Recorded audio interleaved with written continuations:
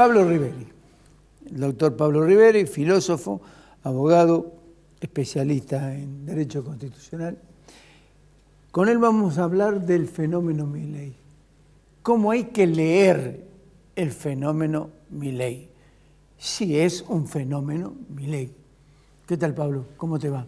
Ricardo, el placer de estar contigo en tu programa. ¿Cómo andás? Bien, bien. En general bien, por supuesto con algunas tribulaciones emocionales por la situación del país y la complejidad que tiene el presente, los que tenemos hijos, Sí. y nos interesa lo público, preocupado. ¿Es un fenómeno de Milei? Me parece que la pregunta está postulada como corresponde, es decir, algo que se percibe, un fenómeno siempre supone la posibilidad de analizar y ver qué características tiene como un hecho disruptivo. Alguien habla de un cisne negro, ¿sí? De un elemento que viene a romper el interjuego del sistema de partidos deteriorado, donde la confianza pública y los resultados, naturalmente, del sistema político se han vuelto lamentables, pero si ampliamos la lente vemos que el fenómeno Milei puede leerse en un proceso de transformación que se observa no solamente en el continente, sino a nivel global.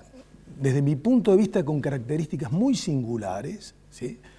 Que no permiten hacer una ecuación o cambiar figuritas con el fenómeno Bolsonaro o con lo que pasa en Europa, con Meloni, con Orbán y con las figuras carismáticas de centro derecha o de derecha extrema, ¿sí? Y creo también que para analizar el fenómeno Milei se puede hacer el análisis cualitativo, cuantitativo, politológico respecto al impacto que ha tenido su presencia y su propuesta dentro de la disputa agonal entre las principales coaliciones que se disputan el poder, sino también hay que analizar el impacto simbólico y discursivo que ha tenido, para mí en algún punto irritante participación, provocativa participación dentro de los sets televisivos. Yo entiendo y coincido con el legislador Nicolás en que no hay que subestimar a Milei, que ha sido un problema desde mi punto de vista que ha afectado a tanto el oficialismo como quien era hasta hace poco la principal coalición opositora, porque precisamente el centro de la escena la tiene Milei desde mi punto de vista por dos razones. En primer lugar, porque la retórica de Milei impacta en el costado emocional de la gente, por ejemplo, cuando habla que hay que expulsar la casta política. De nuevo, si es una premisa que aceptamos, aquella que dice que no hay que subestimar a la gente, hay que leer que no es que la gente o la clase media, como algún sector pseudo progresista suele decir, se derechiza y no tiene conciencia de los grandes problemas o es insolidaria, sino hay que entender el fracaso rotundo que han tenido los distintos elencos de gobierno que han puesto el país en un proceso de deterioro casi inaudito en estos últimos años, ¿sí? Entonces, desde el punto de vista discursivo, que un sujeto que tiene un discurso, valga la redundancia, milenarista, redentor, que invoca la libertad, se plantea como una figura potente para desalojar a los fariseos del templo, para acabar con el festival, según palabras de él, yo desacredito totalmente, pero estoy describiendo, desacredito totalmente el alcance, no que algunos de estos enunciados sean verdaderos, insisto. Entonces, en la conciencia de la gente que sufre un fenómeno inflacionario que carcome sus ingresos, en un país que vive el flagelo de la inseguridad, donde la infraestructura pública, donde los servicios públicos están colapsados, evidentemente que no es que la gente no sepa votar, sino que busca el cambio.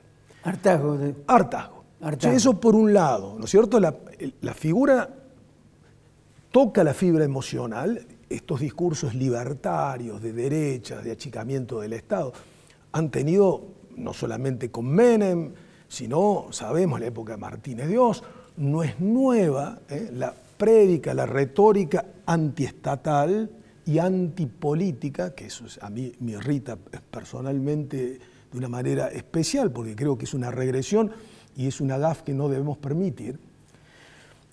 Pero a ese discurso hay que sumarle una capacidad docente, ¿sí?, que no ha tenido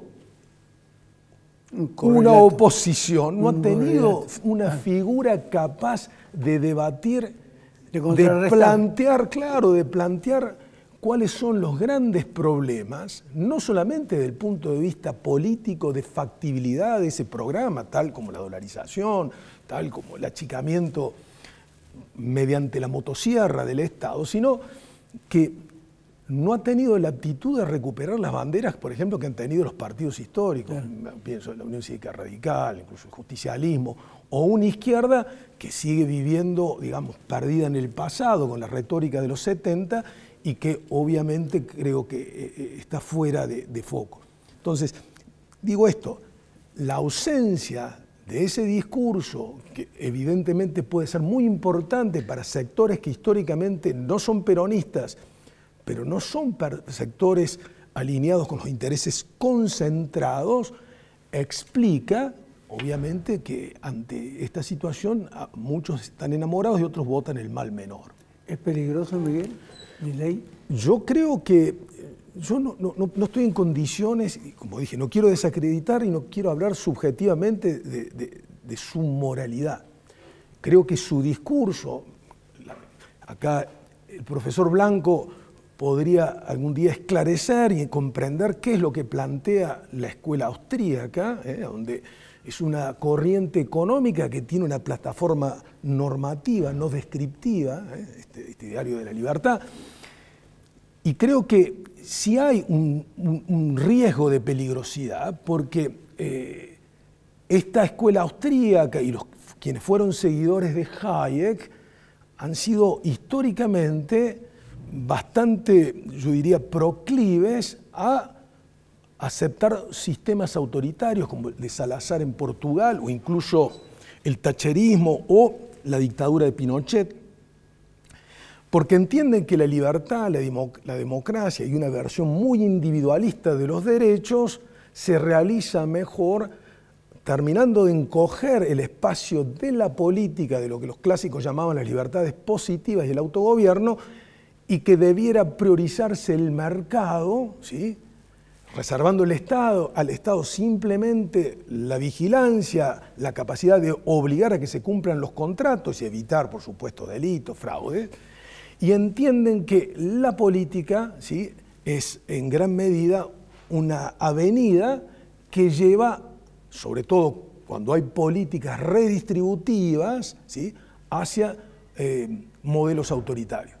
Hayek discute primero con Keynes y lo que en síntesis le preocupa a Hayek y se diferencia de los marxistas que entendían que el nazismo y que el fascismo eran expresiones desarrolladas de lo que ellos llamaban el capitalismo avanzado, que quería controlar de tal manera a los sujetos en función de esa lógica capitalista.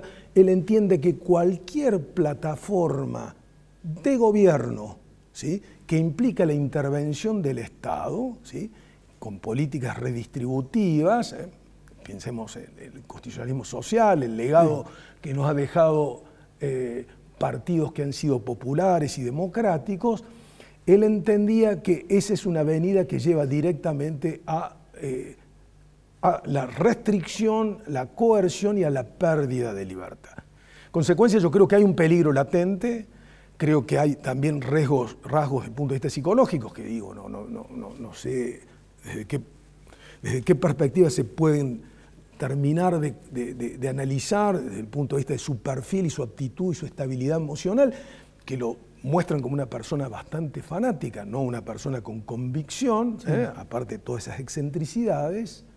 Y desde mi punto de vista también puede ser un peligro, porque lo más importante en términos de una democracia que tenga aspiraciones de vivir bajo el imperio de la ley y de la Constitución, es la evitación de la violencia. La Constitución es un instrumento para la paz, y para ello es fundamental fortalecer las instituciones. Desde mi punto de vista, este mesianismo entraña el riesgo de la intolerancia, ¿sí? Así que desde ese punto de vista yo estoy sumamente preocupado y realmente no veo que hayan alternativas discursivas que hoy puedan tratar de torcer ese orden de discurso, ese vector que seduce a cierta cantidad de gente. No olvidemos que hay que ver qué pasa en la segunda vuelta, no sabemos si es techo o si es piso, pero que indudablemente ha capturado a muchos jóvenes, que ha ingresado a estratos sociales los más bajos y por supuesto los grupos digamos, de mayor, más afluentes dentro de la economía y de la sociedad argentina, pero que no tengo ninguna duda, en las generales es posible que tengamos otras alternativas. No hago pronósticos al respecto. Pablo, gracias. El agradecido soy yo, un gusto siempre visitarte. Los conceptos, gracias por el análisis que esclarece bastante, bueno, pone blanco sobre negro. Muchas gracias, Ricardo, saludos a la audiencia también. Gracias, Pablo.